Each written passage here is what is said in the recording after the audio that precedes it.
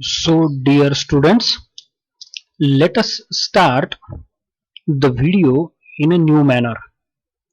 We are learning right now the linear differential equation, and now we are moving ahead in this way.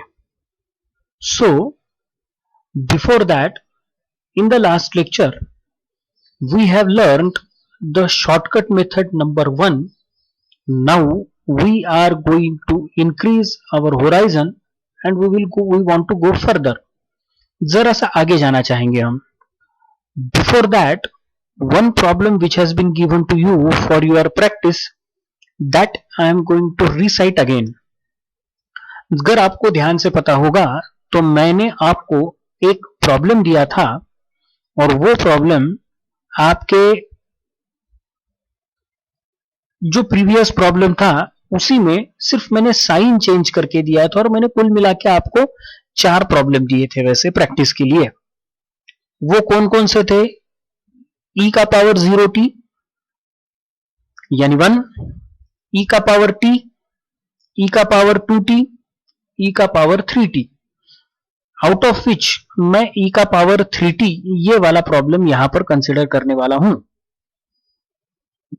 जरा ध्यान से देखना.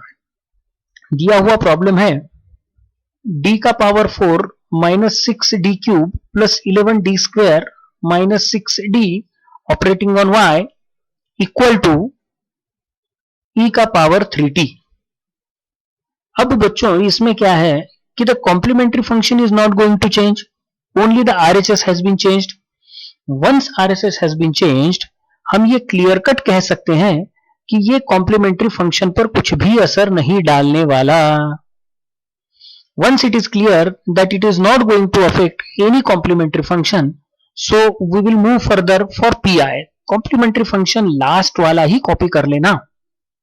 चलो, so pi मैंने क्या किया, 1 upon f of d operating on e का power 1 upon f of d operating on capital X. अब फर्क कितना है कि वो स्मॉल x में था, ये कैपिटल X में है. वो फंक्शन स्मॉल x में था, ये t में है. तो इसीलिए अब ये फंक्शन होगा 1 अपॉन d का power 4 minus 6d cube plus 11d square minus 6d operating on e का पावर 3t. देखो बच्चों एक बात याद रखना, ये e का पावर 3t या कुछ भी हो, साइन हो, कॉस हो, व्हाटएवर इट मे बी, कुछ भी हो, उसको एक चीज क्लियर रखना, सामने लिखना, 1 की जगह पर मत लिखना. मतलब मैं फिर से एक बार बता दूं आपको, 1 की जगह पर कहने का मतलब क्या होता है. ध्यान से देखो, 1 की जगह पर मतलब ये इस 1 की जगह पर मत लिखना, ये बात याद रखो. यानी क्या, e का पावर 3t इस 1 की जगह पर मत लिखना. रीजन उसका यह है कि कभी कभी हम प्रॉब्लम सॉल्व करते हुए वो e का पावर 3t भूल जाते हैं. अननेसेसरी, हमें सब आता है फिर भी हम उसको क्या कर लेते हैं, रॉन्ग कर लेते हैं, भूल जाते हैं. तो ये कंफ्यूजन टालने के लिए हमेशा याद रखेंगे कि उसको साइड में लिखेंगे. अब रूल क्या कहता है, जहां जहां d वहां वहां a मतलब क्या, 3. जहां जहां d वहां वहां a. अब ये a एक बार हो गया तो I would like to shift it up. यानी मैंने क्या शिफ्ट किया, 3 का पावर 4 माइनस 6 इंटू 3 का क्यूब प्लस 11 इंटू 3 का स्क्वायर माइनस 6 इंटू 3. समझ में आया? बड़ा आसान काम किया है मैंने. कौन सा आसान काम किया है, जहां जहां d है वहां वहां a की वैल्यू शिफ्ट कर दी. पहले -3 शिफ्ट की थी, अब +3 शिफ्ट कर रहा हूं. इतना क्लियर हो जाने के बाद ध्यान से देखना, आंसर आता है 81 माइनस 162 प्लस 99 माइनस 18. डिनोमिनेटर में आ गया 0.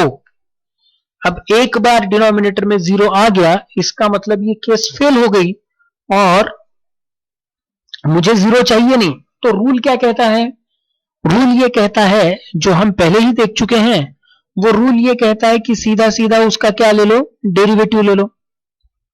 समझे? तो डेरिवेटिव किसका बच्चों? डेरिवेटिव लेना है इस फंक्शन का। ध्यान देना मेरी तरफ, किसका?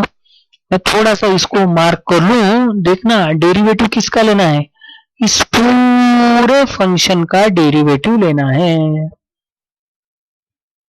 समझे? पूरे फंक्शन का डेरिवेटिव लेना है। अब इस पूरे फंक्शन का डेरिवेटिव लेना है, इसका मतलब क्या? इसका मतलब ये कि मुझे डेरिवेटिव लेते हुए इस पूरे फंक्शन का डेरिवेटिव लेना है। ध्यान से देखना बच्चों, अब एक बार डेरिवेटिव लिया इसका, तो इसका डेरिवेटिव क्या बन जाता है?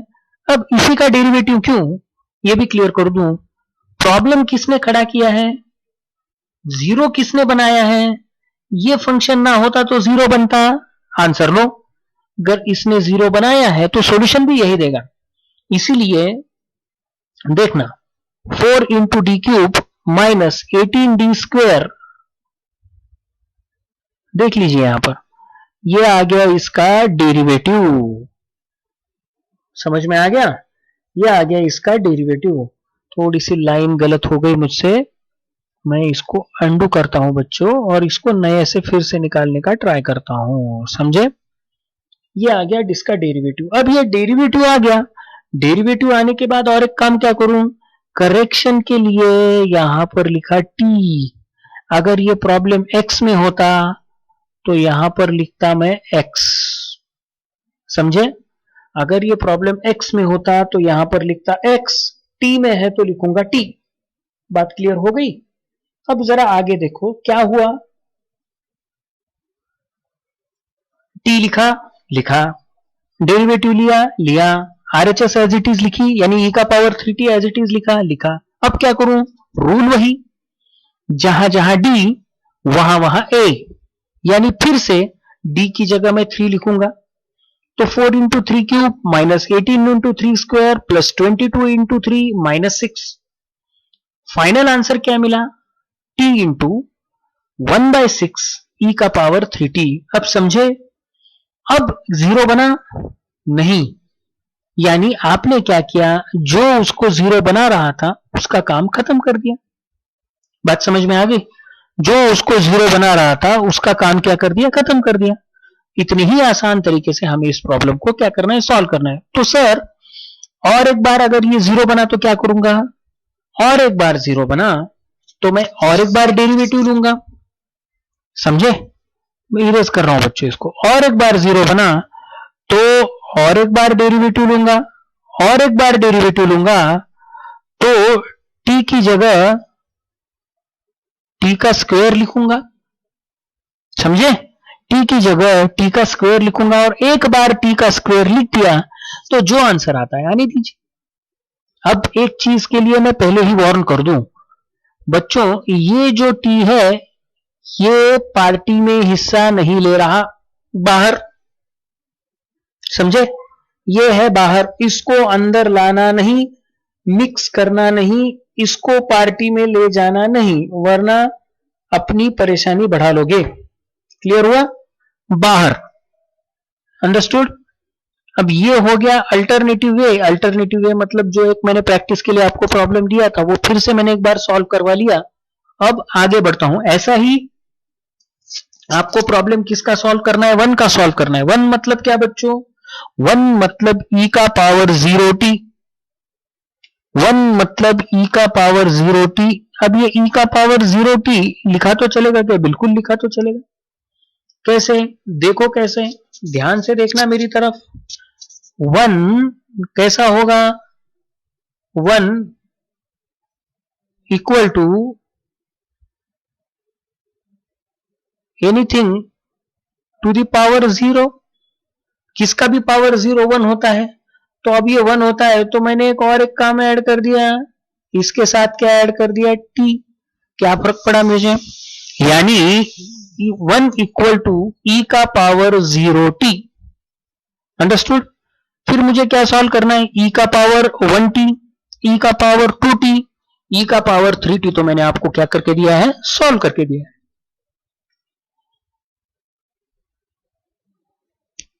अंडरस्टूड? अब आगे बढ़ते हैं, नेक्स्ट पेज। अब ये प्रॉब्लम मुझे क्या दिख रहा है? D square minus D minus 6 operating on y equal to e का power x cos h 2x.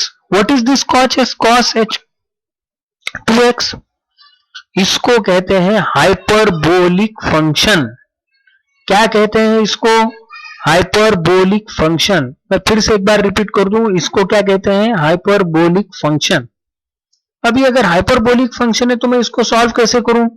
मुझे तो मेथड बताई नहीं गई है, फिर मैं इसको सॉल्व भी नहीं कर सकता. पहले CF तो देखें. Let us see CF first of all. What is that CF? CF is equal to auxiliary equation consider करो. अब आपको पता है ऑक्सिलरी इक्वेशन क्या है. अब आपको यह भी पता है कि ऑक्सिलरी इक्वेशन कैसा सॉल्व करना है. अब आपको सब पता है कि यानी मैं किस वे से इसके लिए सॉल्व करने वाला हूं. अभी ये CF आपके सामने दिख रहा है. D square minus D minus 6 equal to 0, यानी d minus 3 d plus 2 equal to 0, यानी d इक्वल टू 3 2, माइनस की जगह प्लस एंड प्लस की जगह माइनस. यानी CF आया C1 e का power minus 2x plus C2 e का पावर 3x. कैसे लिख सकते हैं? C1 e का पावर 3x, C2 e का पावर माइनस 2x. ऐसे भी लिख सकते हैं, कोई फर्क नहीं पड़ेगा. No option, no objection. इतना क्लियर होने के बाद अब हम जाएंगे किसके पास? PI के पास. PI कैसे? PI equal to 1 upon F of D operating on x. x तो जो है वो लिख दिया. 1 अपॉन एफ ऑफ डी मतलब d माइनस 3 d प्लस 2 लिख दिया. आगे बढ़ू तो क्या दिखाई दे रहा है? ये है हाइपरबोलिक cos h थीटा का formula. What is that formula? वो फार्मूला ये है कि ये cos h theta equal to e का पावर थीटा प्लस e का power minus theta divided by 2. What is this theta? This theta is nothing but 2x, यानी 2x, यानी क्या लिखूं? e का पावर 2x e का power minus 2x. Formula shift कर दिया. फार्मूला शिफ्ट करने के बाद देखो ये क्या हो गया? ये हो गया e का पावर 3x, e का पावर माइनस x, यानी ये e का पावर x अंदर चला गया. दोनों का बेस सेम होने के कारण उसने पावर में एडिशन और सब्ट्रैक्शन जो भी उसके लिए एलिजिबल है उसके लिए उसने किया. तो what is the answer? Answer is 1/2 bracket के बाहर, in bracket 1 upon D minus 3 D plus 2 operating on e का power 3x plus 1 upon D minus 3 D plus 2 operating on e का पावर माइनस x. अब ये दो equations बने मेरे सामने. दो इक्वेशंस बनने के बाद मैं कैसे डील करूं इसको? रूल वही, जहां जहां d वहां वहां a. तो पहली बार लिखा मैंने a यानी 3, दूसरी बार लिखा मैंने a मतलब -1. अब इसमें बच्चों nothing is going to change, इसलिए यहां पर एज इट इज लिख दिया. लेकिन ध्यान से देखोगे तो इसको हाथ नहीं लगाया है. समझे? इसको हाथ नहीं लगाया है. इसको हाथ नहीं लगाया है इसका मतलब क्या? वहां पर फार्मूला यूज किया है. कौन सा फार्मूला यूज किया है? आपका जो फार्मूला है वही यूज किया है. आप इसको दो तरीके से सॉल्व कर सकते हैं. मैं बोल रहा हूं आपको, आप इसको दो तरीके से सॉल्व कर सकते हैं. पहला तो क्लियर कट फार्मूला यूज करो. दूसरा, फार्मूला यूज नहीं करना है तो डेरिवेटिव लो. दोनों मेथड आपके पास है. ठीक है, फार्मूला यूज करो, वरना नहीं तो क्या कर लो? डेरिवेटिव लो. दोनों में से कोई भी मेथड आप क्या कर सकते हैं? यूज कर सकते हैं. थोड़ा सा मैं डेरिवेटिव वाली कंसेप्ट, ये आपके सामने है तो मैं डेरिवेटिव वाली कंसेप्ट यहां पर एक्सप्लेन कर दूं. एक्चुअल में आपका प्रॉब्लम क्या है? D square minus D minus 6, यानी अगर मैं डेरिवेटिव लूं तो क्या होगा? ध्यान से देखना. 2d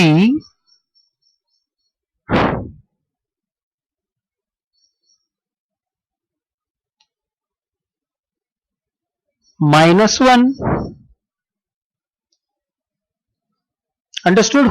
2d -1, क्योंकि बच्चों क्या है? इसका डेरिवेटिव 2d, इसका -1, इसका 0. अब क्या हुआ? जहां जहां d वहां वहां मैंने 3 सब्स्टिट्यूट कर दिया. तो 2 के लिए 2, 3, -1। आंसर कितना आया? 5। इसीलिए यहां पर 5 आया है। अब डेरिवेटिव लिया इसीलिए क्या आया? x आया है, और ये बाकी एज इट इज। अंडरस्टूड? ये बाकी एज इट इज। वरना आप एक काम कर सकते हो, पिछली बार जो मैंने फॉर्मूला दिया है, आप वो फॉर्मूला यूज करके भी ये प्रॉब्लम क्या कर सकते हो? सॉल्व कर सकते हो। So better to use that formula. आपको पिछला लेक्चर फिर से एक बार कवर करना पड़ेगा, और वहां पर जो वो फॉर्मूला मैंने दिया है वो फॉर्मूला यूज करना पड़ेगा। This is a kind of homework for you. चलो नेक्स्ट आगे बढ़ता हूं। अब आगे मतलब दूसरे सेक्शन पे बढ़ता हूं, जहां जहां डी वहां वहां -1, -3, -1 + 2, आंसर -4।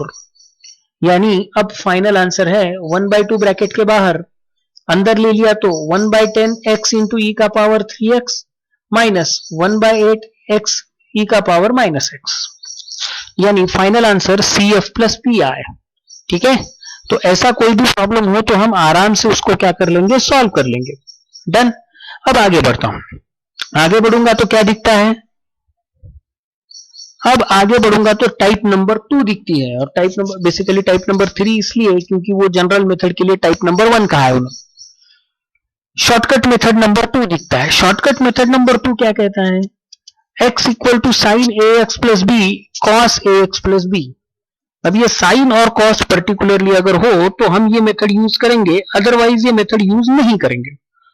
अब ये यूज करनी है तो क्या करें? रूल वही, जरा ध्यान से देखोगे तो क्या करेंगे? रूल क्या कहता है? रूल ये कहता है कि आप 1/f(d) साइन के पास साइन के ऊपर ऑपरेट करो, नहीं तो कॉस के ऊपर ऑपरेट करो, one and the same, no issues at all. Next, operate करने के बाद आप नेक्स्ट केस क्या कर सकते हो? आप उसमें से d² अलग निकालो। d² अलग निकालो मतलब उठा के कहीं दूसरी जगह नहीं रखना है, सिर्फ और सिर्फ d² को कंसीडर करना है बच्चों। डील उसी d² के साथ करना है।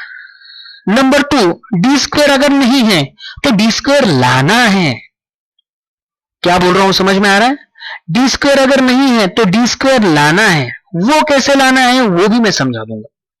ठीक है, अब जरा ध्यान से देखना, रूल क्या कहता है?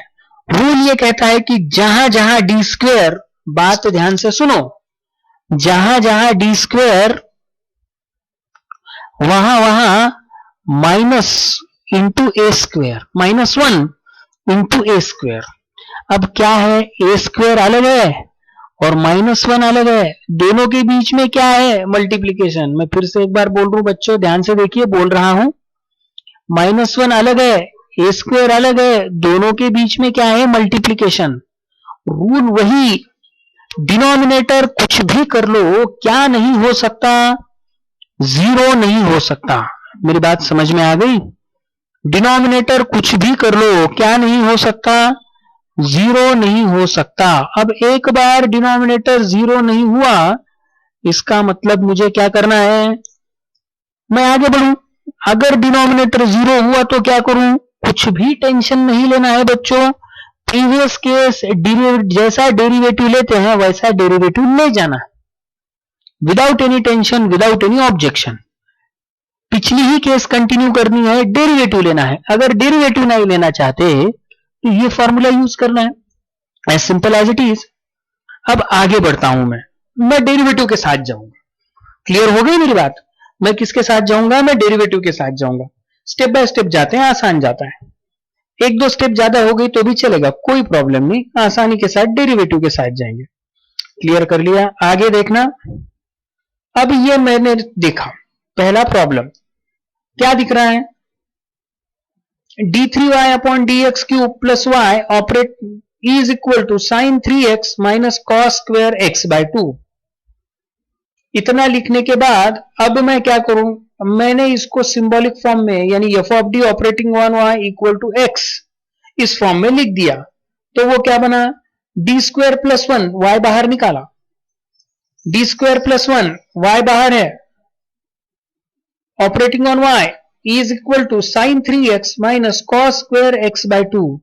एक बात मैं पहले ही क्लियर कर दूं, ये फॉर्मूला तभी अप्लाई होगा जब sine and cos single degree में होंगे, पावर उसकी 1 होगी।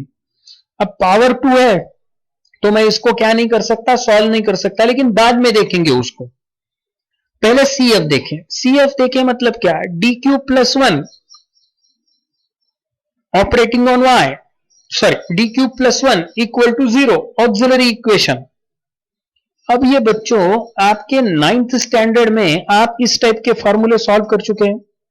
ए क्यूब प्लस बी क्यूब, ए क्यूब माइनस बी क्यूब, ए क्यूब प्लस बी क्यूब का बाइफर्गेशन और ए क्यूब माइनस बी क्यूब का बाइफर्गेशन, सिंप्लीफाइड वर्जन। तो ये ए क्यूब प्लस बी क्यूब आया। अब ए क्यूब प्लस बी क्यूब आया तो इसका एक्सपांशन है D plus 1 D square minus D plus 1। पहले ब्रैकेट में डी प्लस 1, दूसरे ब्रैकेट में D square minus D plus 1 equal to 0। अब रूल क्या कहता है, इसके लिए तो कोई अड़चन नहीं, किसके लिए, डी प्लस 1 के लिए कोई अड़चन नहीं। रूल ये कहता है कि या तो डी प्लस 1 इक्वल टू 0 होगा, नहीं तो ये इक्वल टू 0 होगा, क्योंकि इन दोनों का मल्टीप्लीकेशन क्या है, 0 है। इतना क्लियर हो जाने के बाद अब हम क्या करेंगे, दोनों में से एक 0 कंसीडर करेंगे तो d इक्वल टू -1 बनेगा, और इसको 0 कंसीडर करेंगे बच्चों तो वो फॉर्मूला लगेगा माइनस बी प्लस और minus B square minus under root of B square minus 4ac divided by twice है। उसको सॉल्व करूं तो आंसर मिलेगा d इक्वल टू -1 एंड इसका एक्सपांशन या इसका सॉल्यूशन 1/2 प्लस और माइनस i रूट 3/2, 1/2 प्लस और माइनस i रूट 3/2। इतना हो गया तो अब मैं क्या करूं, ये रूट कौन सा दिख रहा है, ये रूट दिख रहा है आपको रियल। ये रूट कौन सा दिख रहा है, ये रूट दिख रहा है आपको इमेजिनरी। एक रियल एक इमेजिनरी, रियल एंड इमेजिनरी, इसका मतलब इसके लिए रियल रूट लिखूंगा, इसके लिए इमेजिनरी का फॉर्मूला लिखूंगा। रियल रूट मतलब c1 e का पावर -x, इमेजिनरी मतलब e का पावर अल्फा, ये है अल्फा, और जो i के साथ है वो है बीटा, यानी c1 e का पावर -x रियल रूट के लिए प्लस e का पावर x/2 यानी 1/2 into x, in bracket c1 पहले ही यूज कर चुके हैं, इसीलिए अब c2 क्या है, c2 cos root 3/2x, root 3/2 मतलब beta, plus c3 sign root 3/2x, यानी मैंने क्या किया, मैंने सिर्फ अल्फा एंड बीटा की वैल्यू सब्स्टिट्यूट कर दी। अब इससे क्या क्लियर हो गया बच्चों, इससे एक बात ये क्लियर हो गई कि हम कॉम्बिनेशन में भी रूट आए तो लिख सकते हैं। करना सिर्फ इतना है कि जहां रियल रूट है वहां रियल का फॉर्मूला लगाना है, जहां इमेजिनरी है वहां इमेजिनरी का फॉर्मूला लगाना है। इतना क्लियर हो जाने के बाद आगे फिर से बढ़ेंगे और आगे है to find P I. Find P I करेंगे मतलब क्या, P I equal to 1/f(d) operating on x। अब x क्या है, sin 3x minus cos square x/2। sin 3x मतलब ये मेरे लिए कोई अड़चन वाली चीज नहीं, क्यों, प्रीवियस स्लाइड में जाता हूं तो ये sin ax प्लस b यानी sin 3x जैसा ही है, b हटा दो, यानी ये क्रिस्टल क्लियर है। लेकिन इसको मैं क्या नहीं कर सकता, सॉल्व नहीं कर सकता। क्यों नहीं कर सकता, क्योंकि प्रीवियस आपका फॉर्मूला बता सकता है कि यहां पर पावर क्या चाहिए, 1, तभी ये फॉर्मूला अप्लाई होगा, वरना नहीं होगा। लेकिन cos स्क्वायर x/2 ये हमें फॉर्मूला पता है, cos स्क्वायर theta equal to 1 plus cos 2 theta divided by 2। जहां जहां थीटा वहां वहां x/2 शिफ्ट कर दो बच्चों, ये 2 और ये 2 विल गेट कैंसल, क्या बचेगा, 1 प्लस cos थीटा की जगह x डिवाइडेड बाय 2, फॉर्मूला आया 1 plus cos x divided by 2। ध्यान से देखना। अब इतना क्लियर हो जाने के बाद ध्यान से देखो ये बाइफर्गेशन क्या किया है, अलग और ये भी अलग, समझ में आ रहा है ना। दोनों अलग अलग कर दिए, सेपरेट सेपरेट, हम F of D separate P I calculate करेंगे, यानी अलग अलग सेपरेट से प्रॉब्लम को सॉल्व करेंगे, एक ही साथ नहीं, खिचड़ी नहीं करनी।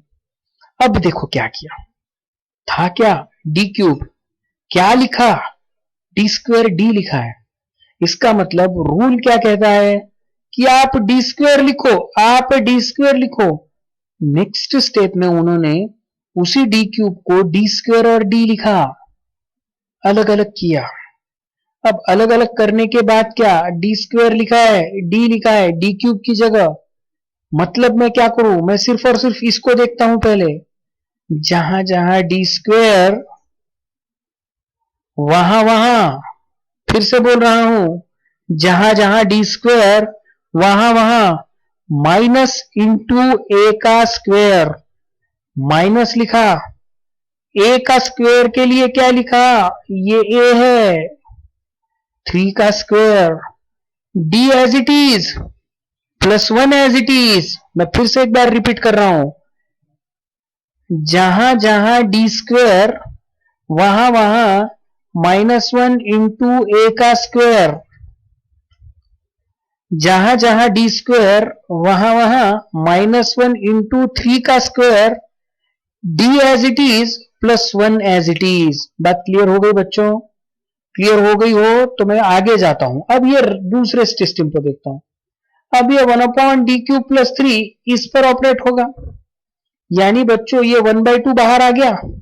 1/2 बाहर आने के बाद 1/d³ प्लस 1 किसके ऊपर ऑपरेट हो गया, माफ करना मैंने d³ प्लस 1 नहीं कहा था, शायद से प्रीवियस वर्ड यूज किया था, d³ प्लस 1 यूज करना। d³ प्लस 1 ऑपरेटिंग ऑन किसके ऊपर, 1, देखो किसके ऊपर ऑपरेट हो रहा है, 1 के ऊपर। एंड 1/d³ प्लस 1 किसके ऊपर ऑपरेट हो रहा है, cos x के ऊपर। अब मेरे सिस्टम में है ये, अब मेरे रेंज में है, मैं इसको क्या कर सकता हूं, सॉल्व कर सकता हूं। आगे बढ़ता हूं।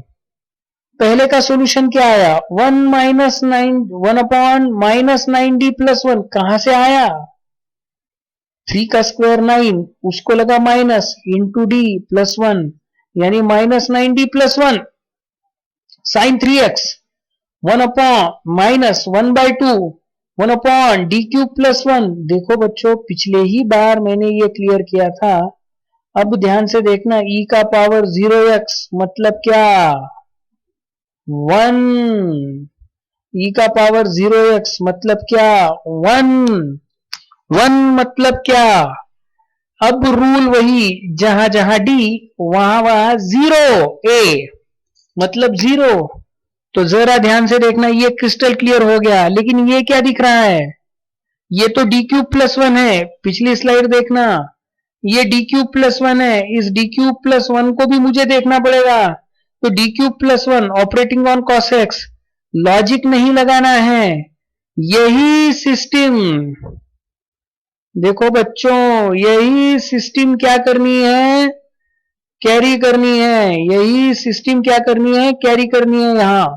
तो वो कैसी कैरी करेंगे, क्या कैरी किया, D square into D plus 1, देखो D square into D plus 1, बात समझ में आ गई है। मैं फिर से एक बार रिपीट करता हूं, 1/-d प्लस 1 प्रीवियस प्रॉब्लम में, आप प्रीवियस स्लाइड में उसका सॉल्यूशन मिल गया, operating on sine 3x -1/2 in bracket 1/d³ plus 1 e का पावर 0x 1 की जगह 1/d² into D plus 1 operating on cos x। अब क्या, मैं ये प्रॉब्लम तभी सॉल्व कर सकता हूं, यानी साइन 3x हो, साइन 4x हो, साइन ax हो, इसको मैं तभी डील कर सकता हूं जब, बात मेरी ध्यान से सुनना, जब डी स्क्वायर हो। अगर डी स्क्वायर नहीं है तो मुझे डिनोमिनेटर में डी स्क्वायर लाना पड़ेगा, और डिनोमिनेटर में डी स्क्वायर लाना मतलब एक्चुअल में बच्चों क्या करना पता है ना आपको, क्या करते हैं हम ऐसा, ये क्या है, देखो ये है,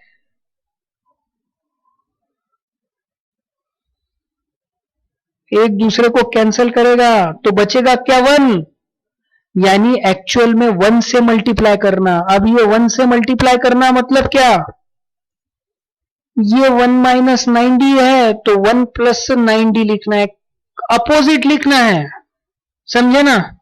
इसको हम कॉन्जुगेट भी कहते हैं, कॉन्जुगेट नंबर से मल्टीप्लाई करना है ना। 1 प्लस 1 माइनस 90 को 1 प्लस 90 से ऊपर और नीचे मल्टीप्लाई करना है।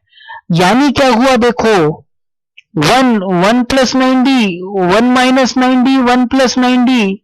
डिनोमिनेटर की तरफ ध्यान देना बच्चों। डिनोमिनेटर क्या है, 1 a minus B A plus B, मतलब 1 माइनस 81 डी स्क्वायर। लेकिन सर यहां पर ये चीज तो बची है, व्हाट इज दिस। दिमाग में एक चीज फिट करना बच्चों, वो ये क्या है, आपकी अड़चन है प्रॉब्लम का, आपकी अड़चन ये है कि आपको प्रॉब्लम का सॉल्यूशन चाहिए। मैं जो बोल रहा हूं वो समझ में आ रहा है, आपको प्रॉब्लम का सॉल्यूशन चाहिए।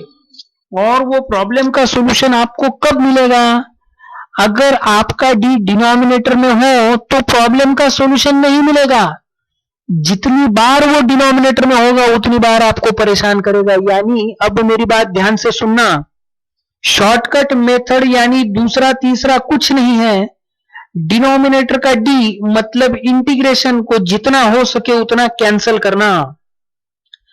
लेकिन ये 1 प्लस 90 आ गया ना, अब ये 1 प्लस 90 डिनोमिनेटर में आया है क्या, नहीं। कहां पे आया है, न्यूमरेटर में। अब डी न्यूमरेटर में मतलब क्या, व्हाट इज डी, आप जानते हैं, पहले लेक्चर में ही आपको बता दिया है।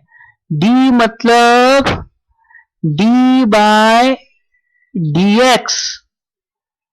डी बाय डी एक्स मतलब क्या, डेरिवेटिव। यानी आपको डेरिवेटिव लेना है, यानी डेरिवेटिव न्यूमरेटर में है तो वो डेरिवेटिव का काम करेगा, डी न्यूमरेटर में है तो वो डेरिवेटिव का काम करेगा, और वही डी डिनोमिनेटर में जाएगा तो वो इंटीग्रेशन का काम करेगा। हमें इंटीग्रेशन नहीं चाहिए, उसको खत्म करना है, इसीलिए ये मेथड है। तो रूल फिर से एक बार ध्यान से देखो, मैंने क्या किया है इसको क्लियर कर रहा हूं। नीचे और ऊपर कॉम्प्लेक्स उसके कॉन्जुगेट से मल्टीप्लाई कर दिया। अब कॉन्जुगेट से मल्टीप्लाई करने के बाद 1 plus 9d 1 upon 1 minus 81 D square, कहां, साइन 3x। रूल क्या कहता है, जहां जहां डी स्क्वायर वहां वहां -1 इंटू ए का स्क्वायर। यानी क्या, 1 माइनस 81 माइनस 1 3 स्क्वायर।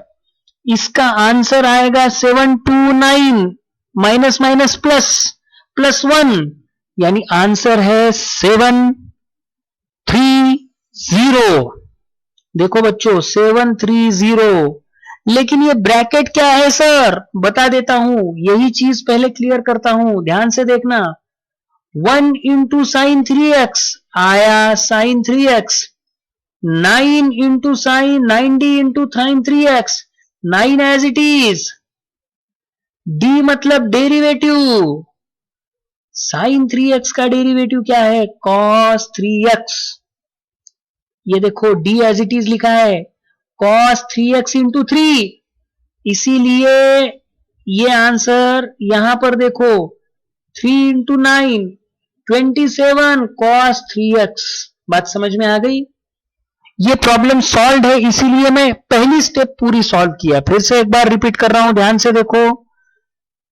जहां जहां डी स्क्वायर वहां वहां -1 इंटू 3 स्क्वायर, इसका टोटल आंसर आएगा 730, क्योंकि माइनस माइनस प्लस हो जाएगा। अब 1 into sine 3x sine 3x, 90 into sine 3x 9 into D sine 3x। D मतलब डेरिवेटिव, साइन 3x का derivative, answer cos 3x into 3, 3 into 9 कितना 27, 27 इंटू cos 3x। इसका आंसर बना इतना।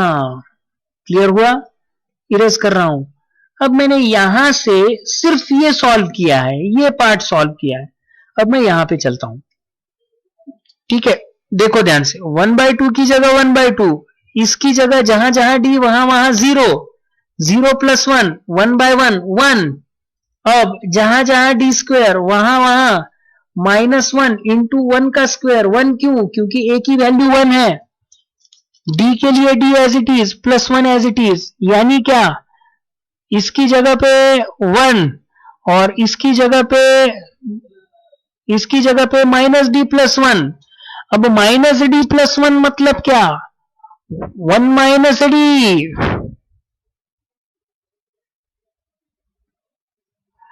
अब अगर फिर से आपको इसको स्क्वायर पे लाना है, डी स्क्वायर लाना है, तो किससे मल्टीप्लाई एंड डिवाइड करना पड़ेगा? उल्टे से। उल्टा मतलब क्या, 1 माइनस की जगह 1 + d, नीचे और ऊपर, एज लाइक दिस। इसकी जगह इसके जैसा, देखो मार्क कर रहा हूं, इसके जैसा करना पड़ेगा। इसके जैसा करना पड़ेगा मतलब क्या, 1 + d ऊपर 1 + d नीचे। तो देखो क्या हुआ, 1 + d ऊपर तो आ गया, लेकिन नीचे क्या, 1 - d²। वो कैसे बच्चों, 1 - d 1 + d multiplication, a + b a - b, a² - b², क्या आया, 1 - d²। अंडरस्टूड। अब इस 1 + d² को भूल गया मैं थोड़ी देर के लिए, जहां जहां d² वहां वहां फिर से -1 इंटू 1 का स्क्वायर लिख दिया।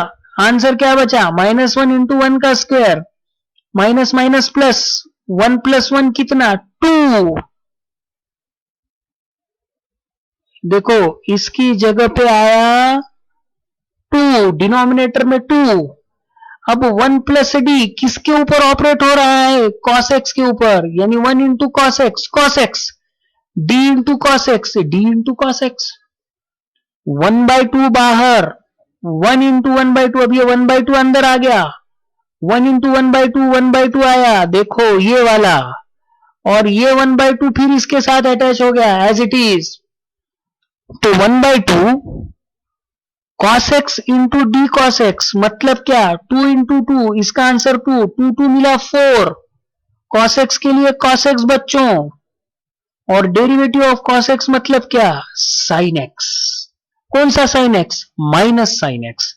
तो आपका फाइनल आंसर क्या बना, -1/2 किसके लिए, as it is, -1/2 into 2 1/4 cos x -sin x। CF + PI आपका कंप्लीट सॉल्यूशन हो गया। मैं फिर से एक बार रिपीट कर रहा हूं, CF + PI आपका कंप्लीट सॉल्यूशन हो गया। अब इसमें याद रखने वाली क्रक्स वाली चीज कौन सी है, समझने वाली चीज कौन सी है, समझने वाली चीज इतनी ही है बच्चों कि हमें जब भी डिनोमिनेटर में d² दिखे तो उस d² की जगह -1 इंटू a का स्क्वायर लिखना है। नंबर 2, एक बार वो d² का काम खत्म कर दिया और फिर से अगर d बचता है तो बाय हुक और क्रुक वहां पर d की जगह d² लाना है। इतना अगर हम प्रॉपरली कर सके तो हम आराम से प्रॉब्लम को क्या कर सकते हैं, सॉल्व कर सकते हैं। अब मैं इसको एक बार रिव्यू कर लेता हूं, तो पहले मैं CF देख लेता हूं। CF क्या है, CF है C1 इंटू e का पावर -x प्लस e का power x/2 in bracket C2 cos √3/2x plus C3 sin √3/2x। CF। PI क्या मिला, PI मिला 1/730 in bracket sin 3x plus 27 cos 3x minus 1/2 -1/4 in bracket cos x sin x। ये दोनों चीज एक दूसरे के साथ मिलाकर ये प्रॉब्लम बनता है y = CF + PI, जिसको हम कंप्लीट सॉल्यूशन नहीं तो क्या कहते हैं, जनरल सॉल्यूशन कहते हैं। इतना क्लियर हो गया। अब ये अगर क्लियर हो गया हो तो इसके साथ एक चीज ये भी याद रखना कि ऐसे टाइप के अगर कोई प्रॉब्लम आते हैं, यानी ये cos² x/2 एटसेट्रा एटसेट्रा वाले कोई प्रॉब्लम आते हैं, तो हम इसको क्या नहीं कर सकते, सॉल्व नहीं कर सकते, हमें उसको cos में लाना पड़ेगा, स्क्वायर नहीं चलेगा। अब दूसरा सवाल ये भी अराइज हो सकता है कि सर ये साइन और कॉस के लिए ही क्यों, tan है, सेक है, कोसेक है, कॉट है, इन्होंने क्या पाप किया है कि जिसको हम इंक्लूड नहीं कर सकते। Nothing has happened.